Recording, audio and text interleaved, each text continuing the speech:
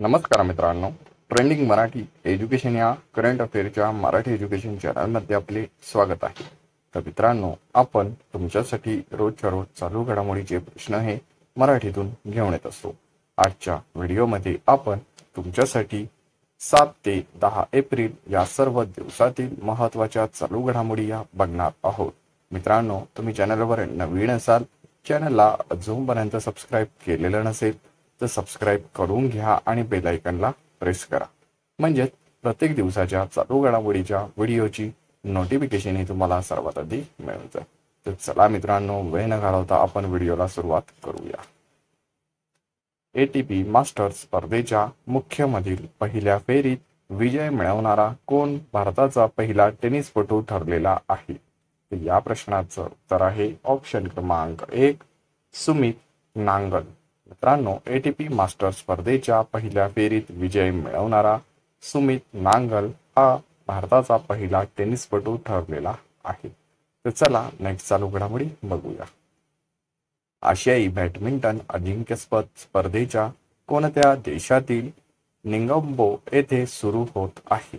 या प्रश्नाचं उत्तर आहे ऑप्शन क्रमांक 2 चीन। मित्रांनो, आशियाई बॅडमिंटन अजिंक्यपद स्पर्धा ही चीन या देशातील निंगम्बो येथे सुरू होत आहे। हा देखील पॉइंट लक्षात असू द्या। तर चला नेक्स्ट चालू घडामोडी बघूया। मार्च महिन्याचा ICC player of the month male award कोणाला मिळालेला आहे?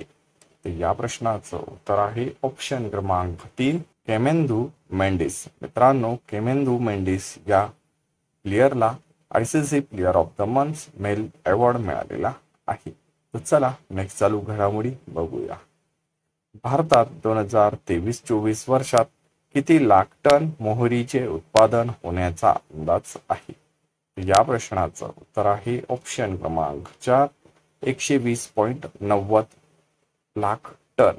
मित्रांनो, भारतात 2023-24 वर्षात 120.90 लाख टन मोहरीचे उत्पादन होण्याचा अंदाज आहे। मित्रांनो, या प्रश्नासंदर्भात दोन देखील पॉइंट आहे, ते देखील आपण जाणून घेऊया। 2022-23 च्या वर्षात देशात 113.5 लाख टन मोहरीचे उत्पादन झालेले होते, तर भारतात रब्बी हंगामात 100.60 लाख टन हेक्टरीवर मोहरीचे लागवड देखील झालेली आहे। हा देखील दुसरा पॉइंट लक्षात असू द्या। चला मित्रांनो, नेक्स्ट चालू घडामोडी बघूया। कझाकिस्तान आंतरराष्ट्रीय बॅडमिंटन चॅलेंज स्पर्धेत पुरुष गटाचे कोणत्या भारतीय खेळाडूने विजेतेपद पटकावलेले आहे? या प्रश्नाचं उत्तर आहे ऑप्शन क्रमांक 1 थारून मनेपल्ली। मित्रांनो, कझाकिस्तान येथे आंतरराष्ट्रीय बॅडमिंटन चॅलेंज स्पर्धेत पुरुष गटाचे थारून मनेपल्ली भारतीय खेळाडूने विजेतेपद हे पटकावलेले आहे। मित्रांनो, कझाकिस्तान आंतरराष्ट्रीय बॅडमिंटन चॅलेंज स्पर्धेत महिला गटात विजेतेपद मिळवणारी अनुपमा उपाध्याय ही भारतात देशाची खेळाडू आहे। हा देखील महिलांसंदर्भात पॉइंट आहे, हा देखील लक्षात असू द्या। मित्रांनो, पुरुष विचारलं तर थारून मनेपल्ली आणि महिला विचारलं तर अनुपमा उपाध्याय, हे दोन पॉइंट लक्षात असू द्या। तर चला नेक्स्ट चालू घडामोडी बघूया। द आयडिया ऑफ डेमोक्रेसी हे पुस्तक कोणी लिहिलेले आहे? या प्रश्नाचं उत्तर आहे ऑप्शन क्रमांक 2 सॅम पित्रोदा।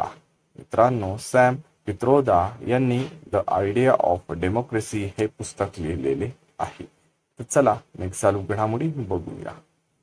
श्रीनिवास पादिया यांची कोणत्या उद्योग समूहाच्या सीईओ पदी नियुक्ती करण्यात आलेली आहे? या प्रश्नाचं उत्तर आहे ऑप्शन क्रमांक 3 विप्रो उद्योग समूह। मित्रांनो, आता श्रीनिवास पालिया यांची विप्रो उद्योग समूहाच्या सीईओ पदी नियुक्ती करण्यात आलेली आहे। हा देखील महत्त्वाचा पॉइंट आहे, लक्षात असू द्या। तर चला नेक्स्ट चालू घडामोडी बघूया। पीटर पेलेग्रिनी यांची कोणत्या देशाच्या राष्ट्राध्यक्षपदी निवड झालेली आहे? तर या प्रश्नाचं उत्तर आहे ऑप्शन क्रमांक 4 स्लोवाकिया। मित्रांनो, पीटर पेलेग्रिनी यांची स्लोवाकिया या देशाच्या राष्ट्राध्यक्षपदी आता निवड ही झालेली आहे। तर चला नेक्स्ट चालू घडामोडी बघूया।